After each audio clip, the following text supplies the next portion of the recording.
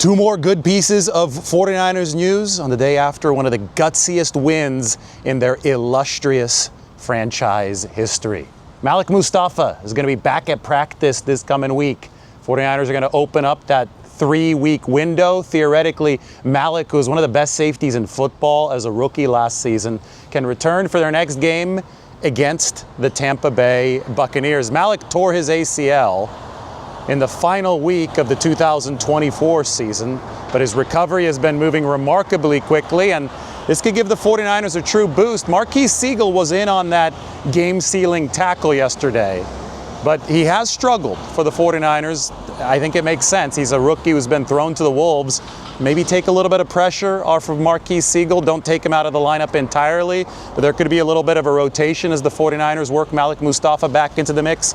This can make the defense better. Second piece of really good news for the 49ers is they've got two really good quarterbacks.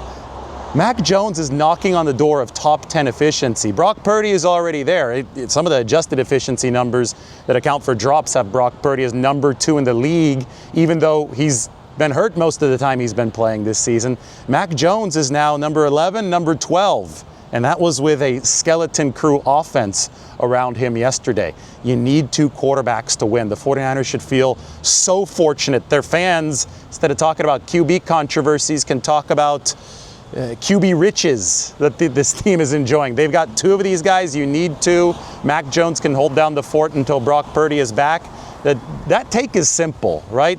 In the salary cap era, it's really hard to field what the 49ers had in the 1980s, moving into the 1990s with Joe Montana and Steve Young, two truly plus quarterbacks. But just the way that things shook out this year for the 49ers, both Purdy and Jones on the roster, has proven to be absolutely invaluable. Another piece of injury news, George Kittle, according to Kyle Shanahan, is a long shot to return for San Francisco against Tampa Bay. I think that they're playing the long game with George Kittle. They want to make sure that he doesn't aggravate that hamstring injury.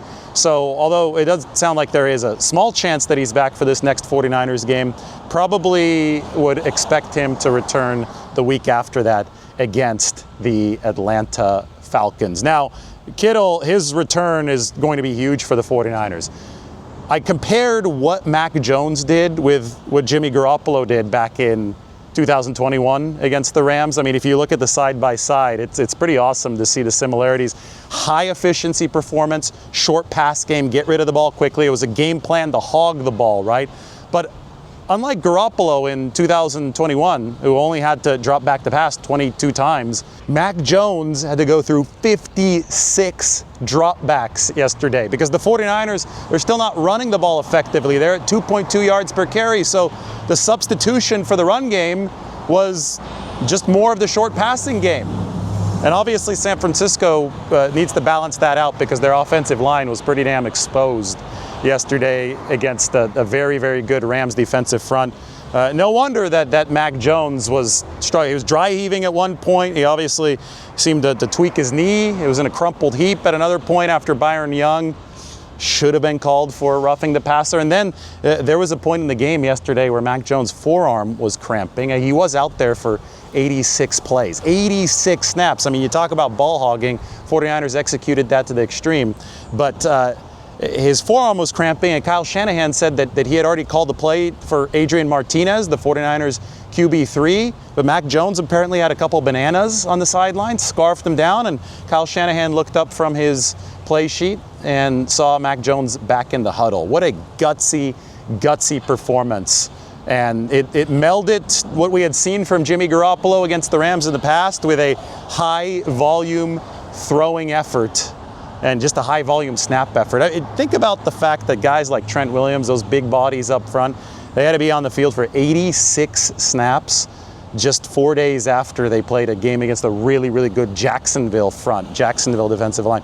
A couple of the guys in the locker room I talked to said that the best defensive line the 49ers have faced this year was not the Rams one yesterday, but the Jacksonville one a few days before that. Now, Mac Jones said that the Rams defense is the best in the league, and the 49ers were able to get that 26-23 win. By the way, at Beverly Hills City Hall, it's one of the many places I stop to make 49ers content. So, you know that I do these 49ers updates on fields across the entire NFL, including the legendary Kezar Stadium, former home of the 49ers, right in the middle of San Francisco.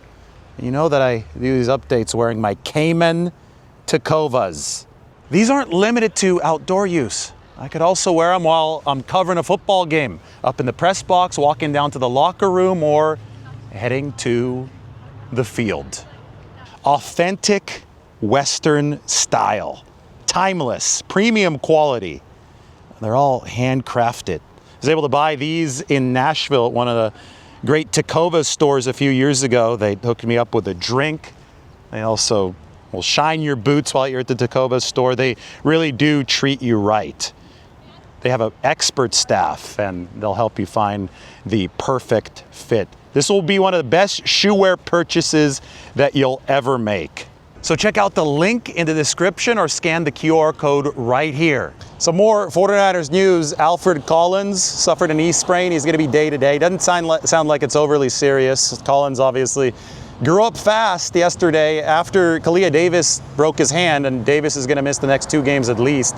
Then they're going to hope to club up the hand. He's having surgery today. But after Kalia exited, Collins got most of the snaps, and this was a high for him in his career, 40 snaps, including the big punch out against Kyron Williams. And some good news on Upton Stout. It is a low ankle sprain, not a high ankle sprain for Upton Stout. There obviously is always a big time worry when it is a high ankle sprain, because that means that there probably is an IR-like missed window of time. Not necessarily a placement on injured reserve, but you expect about a month for those high ankle sprains. Upton Stout could be back sooner rather than later. Up on the San Francisco Standard, we've got the must-read article talking about everything in this football game. I mean, I talked about the locker room last night and how fired up Fred Warner was, but long story short, San Francisco, in a game that saw the Rams rack up 457 yards,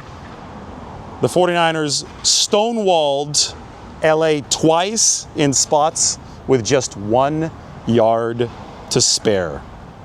The moral of the story is that opponents will get theirs in this league. It is inevitable. The NFL is about winning at high leverage spots, though, and the 49ers are really perfecting that entire formula. Now, the margins should grow larger for the 49ers as they start returning some players. Ricky Pearsall, for example, good example. Jawan Jennings, another good example. George Kittle, really good example. To finish my thought on George Kittle from earlier, the 49ers really need to run the football more effectively and have his ambidextrous blocking ability out there so that they can take pressure off the offensive line, which again, I mean, was in a fight for its life against the really good Rams front yesterday. But Kittle's going to be able to help the run game and the pass game for San Francisco. Jake Tonjes has done a really good job holding down the fort. And as I transition into some of these grades, I've got to give the tight ends an A. Even Luke Farrell was making a tough catch for the 49ers yesterday, but Tonjes has become a go-to guy on some of these third downs, and it's just been a remarkable picking up of the slack for George Kittle in the pass game. Now, the run game is a different story, and the run game is something that the 49ers are still looking to spark, and I think Kittle's going to be able to do that, but it's going to have to be Tonjes and Farrell holding down the fort probably until week 7, when Kittle is currently scheduled to make his return against the Atlanta Falcons. So A for the tight ends. We're going A for Mac Jones at that quarterback position. Now you just got to hope that he has a little extra time to heal up, because if Brock Purdy misses another week, then it's going to be Mac again against Tampa Bay, and Tampa Bay always seems to play solid defense, and Mac was really hobbling by the end of that game. I mean, the toughness that he put on display for the 49ers was just awesome. Executing that short passing game plan, in a way I didn't think was possible given the 49ers skeleton crew offensively, but he had some help from Kendrick Bourne. I think you've got to give the wideouts an A in this game as well. I mean, Bourne did have that drop, but 10 catches, 142 yards after the catch for the 49ers. That's something that's eroded for this offense over the course of the past couple years. KB played the game of his life, and it means a little bit more to me when he bounces back from adversity mid-game. From that drop, there was a period there before the halftime where he was struggling with the alignment. Kendrick Bourne got the job done yesterday. Time and time again, Mac and KB, they know each other well from the days at New England. And, the fact that they have each other in the locker room, KB was very, very upset about his 3 drops against Jacksonville just 5 days ago. And Mac knows him and knows that if you don't talk Kendrick Bourne, out of his feelings in some of these places, he's just going to get stuck in them. And Mac said, I'm the same way, so we've supported each other since 2021 in New England. So I think that off the field, some of the encouragement that Mac and Kendrick Bourne gave each other this week, going from Mac to KB primarily, paid some big dividends in this game. Then you have the running back position, of course, another A. Christian McCaffrey, what can I say about him? He's wide receiver 1, playing at running back. They split him out into the slot much more often. The 49ers got creative in some of the snaps that Brian Robinson was out there. There was a big conversion early on they had to pick up where they sent Christian McCaffrey out in motion, drew the defense away, quick hitter to Brian Robinson. Kyle Shanahan called one of the best games that we've seen Kyle Shanahan call. And there's a reason why all these offensive skill position players are getting straight A's across the board. I don't think the offensive line was as good, but I also think that they were in a fight for their life. And without George Kittle out there, without that extra blocking help against these good defenses, it is going to be tough to run. And then by extension, the linemen are going to be put into a really, really tough position.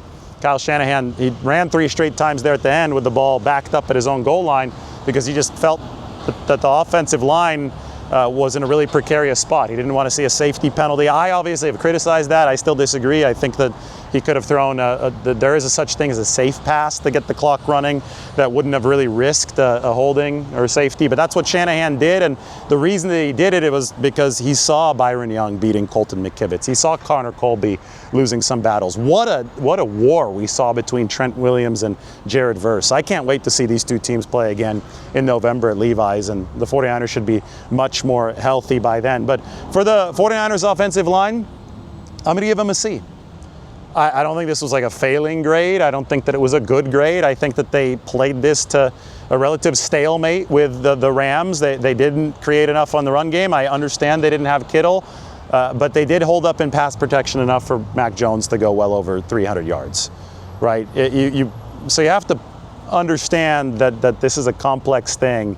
There's no one size fits all analysis for the offensive line. You have to look at every position individually and then take everything into a cumulative evaluation. And ultimately, the 49ers are going to get Ben Barch back, hopefully within the course of the next couple weeks. And I think that should allow this offensive line to improve on the left side, which is where the most important improvement is needed, next to Trent Williams, who's having to pick up the slack for a couple different positions. You move to the defensive side of the football for the 49ers, and this is where it gets, I talk about the fact that the Rams had 457 yards of offense, but that the defense delivered at the very highest leverage spots. I talk about the fact that rookies are delivering at some of these really, really key moments for the 49ers. And it's going to be hard to forget that massive, massive fourth down stop, which featured Marquise Siegel, which featured Mykel Williams clearing out a ton of space. Chase Lucas is not a rookie, but he's a younger player. He's a newer addition to the 49ers who completely read what was coming from the Los Angeles Rams offense and fired that C gap. And then you have to credit Fred Warner, the veteran, for leading the troops. And you saw how fired up he was. You saw how much this meant to him in the 49ers locker room after the game.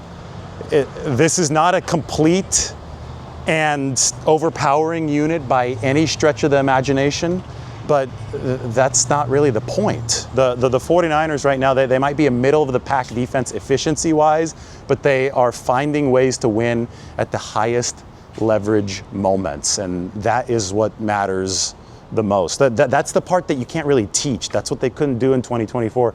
They can improve as this season goes along. And guys like Siegel, guys like Upton Stout, they will improve. Michael Williams, Alfred Collins, you're already seeing him improve. That's all going to happen for the 49ers. But you can't really teach the knack for coming up with the biggest plays in the very biggest moments. And the 49ers seem to have that knack. They've got the right ingredients. They have that it factor. You know, the Rams, they hadn't had a single run stopped for no gain over 15 handoffs until the very last one, until the very biggest moment. They were moving it at 5 yards a carry. Then the 49ers stopped them. They defied odds there. Alfred Collins defied odds with his punch out yesterday. They're manufacturing at just the right time. Now, Robert Saleh deserves a lot of credit for this too. I thought that Robert's blitz call on the first drive, coming in with Jason Pinnock and D. Winters, was absolutely massive. It sacked Matthew Stafford and gave the 49ers cushion for that 14-0 lead, right? They had to build that lead before they could hold on to it and before they could play this end game. They were at a big disadvantage explosiveness-wise against the Rams, but every single part of the formula, I can't call it ground and pound because they threw more. I could call it ball hogging, though. Every single part of the ball hogging formula, offense and defense, the 49ers played really well. So D-line decimated right now, but you know, one thing that's happened is that the 49ers have given themselves, you know, John Lynch and the personnel staff, they've given them a lot of reason to believe that this locker room deserves more investment. So if you're losing Yetur Gross-Matos to the hamstring, if you lost Kalia Davis now for a couple games to the hand injury, Alfred Collins is the knee sprain. I mean, we already knew with Nick Bosa out, they're probably going to have to add an edge. I think they can have a lot of confidence now that they could invest significantly in edge if an opportunity comes up to start generating a little bit more of this pass rush. They only pressured Stafford on 20% of his snaps. He's playing a lot of 7-on-7 ball yesterday. They're going to need to be better there so they don't suffer the Detroit Lions fate in 2024 in the playoffs with no pass rush minus Aiden Hutchinson. But there's every reason for the 49ers, I think, to pour more investment into this team, just given the fact that they've shown that they do have that rare it factor. 4-1, 3 division wins. There hasn't been a team since 1940 without an interception and without a rushing touchdown in its first 5 games. It hasn't happened. 49ers fall into that category in both buckets. They're 4-1. That just shows you how effectively they're winning at high leverage situations. So defensive line yesterday, it's tough to grade because I know that they're short personnel wise and they delivered at the biggest moments. I'm going to give them a B-, and the reason that, you know, some people might think that's too high, some people might think that's too low. They gutted it out on the Thursday night. It was good, but there is that room for improvement personnel-wise that the 49ers are going to have to make from an acquisition standpoint over the course of the next month before the trade deadline. Linebacker, D. Winters got beaten in coverage a couple times. Fred Warner is a future Hall of Famer. We average it out, we'll go A-. They didn't run any base yesterday. It was all nickel, so Jair Brown and big nickel played. No Luke Gifford on defense for San Francisco. Defensive backs, you know, if we're going to combine safeties and cornerbacks, the corners played much better than the safeties, especially Marquise Siegel, but that's where the Malik Mustapha news really helps the 49ers. He can come in and help San Francisco get into a position where that safety position is much better shepherded along. I think Marquise Siegel is going to be a really good player. I just think that the 49ers saw just an all-star basically last year in Malik Mustapha, and he's going to be able to help shepherd Marquise Siegel into a more effective mix here during his rookie season. Renardo Green, a couple nice pass breakups on Devontae Adams. Deommodore Lenoir by a fingertip might have saved the game late for the 49ers. I mean, there was a whole heck of a lot to like for San Francisco from that cornerback position. I thought Upton Stout struggled yesterday, but it's okay. If I'm talking about Marquise Siegel and Upton Stout struggling, those are the rookies. Those are the guys that there are going to be ups, there are going to be downs, and we've seen exactly what we've expected there. But the veterans like Lenoir, like Renardo Green, back from the neck injury, are getting the job done for the 49ers. So averaging it all out in that secondary, I'll give him a B-. I grade strictly. There's room for improvement for San Francisco. Special teams, I know that it wasn't perfect. I know that Sky Moore like bobbled one of the kickoffs, but they won the special teams battle, and Eddie Pinheiro is barely off of passing Justin Tucker for number 2 in all-time accuracy. I mean, he kicked a 59-yarder. He's made 11 straight field goals. All 11 of his field goal tries have been makes. So he's the anti-Jake Moody with the swag that he's bringing to the table. I mean, the 49ers are in a really good spot at kicker. How about an A+ for special teams? Because they quite literally ended up providing the difference for the 49ers. There's your update from beautiful Beverly Hills City Hall. All right, Upton Stout has an ankle. Not a high ankle. We'll see how he is later this week. Clay Davis did break his hand. He's having surgery this afternoon. We'll see how that goes with the cast and everything, similar to what happened with DJ West. Yetur did pull his hamstring. He's going to miss the whole time. And Alfred Collins ended up having a knee sprain. We'll have to evaluate him earlier in the week when we get back. That's it with those guys. Go ahead. Kyle, what about the guys who are either on Kittle on IR or in the PUP guys, Mustapha and Ayuk? Is there any plan to be able to open their windows on Monday? Malik is the one who we're hoping to open up here on Monday. The other guys, most likely not. Is Kittle, how's he doing? How's he progressing from the hammy? He's doing good, but I think it'd be a long shot for this week. Just talking to the doctor a second ago. Probably looking more like the following week.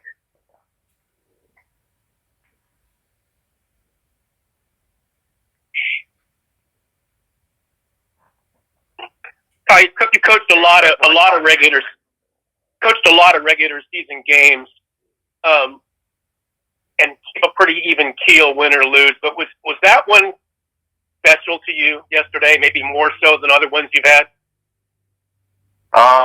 There's been a lot of special ones, and it is the 5th game of the season, and so as far as ramifications and stuff, you never know how that plays out. But it was unusually exhausting. I think just the competitive stamina that you needed for that game, just as probably a player, a coach, a fan, everyone. I mean, just 84 plays or whatever it was, and everyone seemed like it mattered.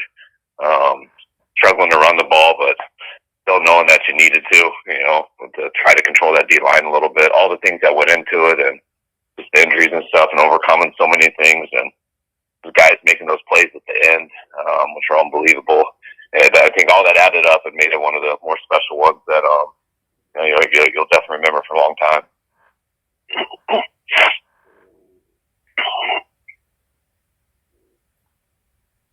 Kyle, in week 3, Upton made the pass breakup to kind of set you guys up to win that game, and then last night you had Alfred with the fumble and Siegel even on the last play. How much does it help those young guys to kind of get proof that the work that they're putting in is paying off, and how can that be beneficial for you guys moving forward? Well, we knew since into free agency that we're going to have to depend on a lot of draft picks to come in and play. So we knew we had to hit on the right guys with that, and we really felt good about these guys. As soon as we got them in the draft, we felt good, and they've been this way since OTAs when they came in right away. And for them to get out there, and we knew we were going to be in this position, but the fact that they're out there and they've worked to stay in this position, they've worked to be healthy. Even though you have to play the rookies, if they're not ready, you're still going to play someone behind them. You're still going to put someone ahead of them. They do need to earn that spot, and they did. And it's kind of allowed them just to be out there and get this experience and go through all this stuff. Because when you're made of the right stuff as a football player, the more you play, the better you get. And so for those guys to be in this situation, to be able to stay healthy, to be able to work through all these ups and downs, is very beneficial to them, and it'll be beneficial to our team as the year goes and into the future. With Kittle out perhaps another week, how above and beyond the call has Jake Tongas gone since the beginning of the season to sort of fill in? He's been unbelievable. I mean, you just said it right there. I mean, how reliable he's been to making that unbelievable catch in the first game for the game winner to beat Seattle. How he's been every week since, and just I know he gets a lot more confidence. I know I get a lot more confidence just going through games, just knowing plays that I can call for him and stuff like that. He's been really good. His hands have been awesome. He's been good in the run game too, and I'm really happy for him. Was Colton McKivitz bothered by the calf injury in the game? He committed a couple of penalties, gave up a couple of pressures. Didn't seem like a normal game for him. I don't know. I didn't ask him. You have to ask him on that. But I mean, I thought the whole line played very well. I mean, I thought Colton was a big part of that. I mean, I can't tell you the challenge of their rushers and how good of players they are. And I thought our protection plan and what they did with it, I thought they were very good. I expected there to be a lot more pressure on the quarterback than there was. I thought we needed to do a little better in the run game, but that was, I mean, obviously, but that was a big challenge too. Blocking those guys in the run game and the pass game was tough, and I thought we definitely excelled more in our pass protection. Kyle, with Mac, he went down at one point. He seemed to be dry heaving on the sideline. Just, I guess, the day after, what can you say about the gutsiness of that performance? I didn't know about the dry heaving till later in the night, but just watching him hang in there, watching him battle, just how he's been through these last 2 weeks, trying to come back from his knee injury and having to work through that. He's been unbelievably tough, and just it was crazy when he was starting to cramp at the end of the game. His arm just out of nowhere cramping, and having to eat those bananas and everything to get back in there. I mean, I thought I was told that he was cramping too hard, and Adrian was going in, so we were calling the play for Adrian, and then I looked up and Mac was in the huddle, so he just sprinted out there and kept it going. And I was like, all right, let's see how long this lasts. And he lasted the whole game, and obviously it was a big part of why we won. How many bananas did Mac consume on the sideline?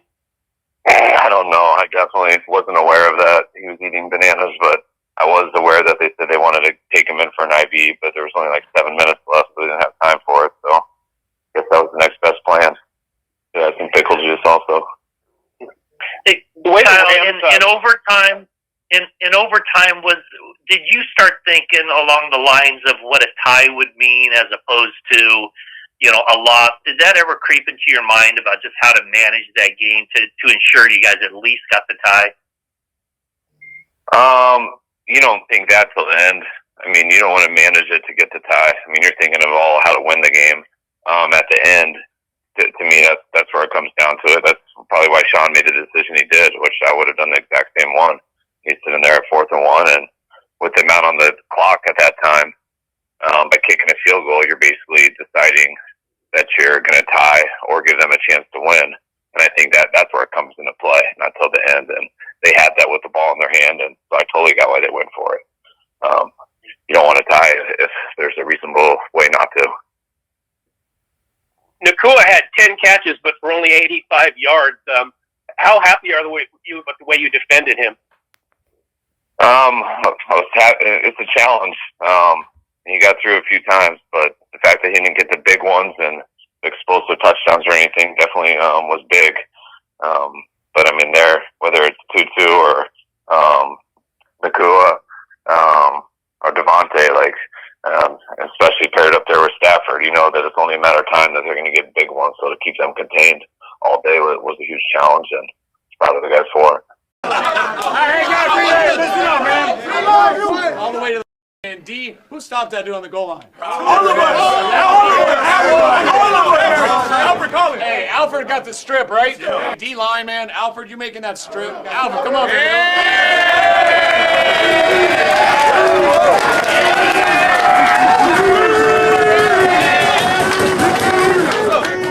bro. I love y'all boys. Back against the wall, bro. Hey, we gonna fight. You feel me? Yeah, Eddie, 4 for 4, hit a 59-yarder. Come up every time, bro. That's why football is the greatest team sport. You guys have my back. I appreciate it, man. IGYB. Yes, sir. Yeah. Here we go. Family on 3. 1, 2, 3. Family!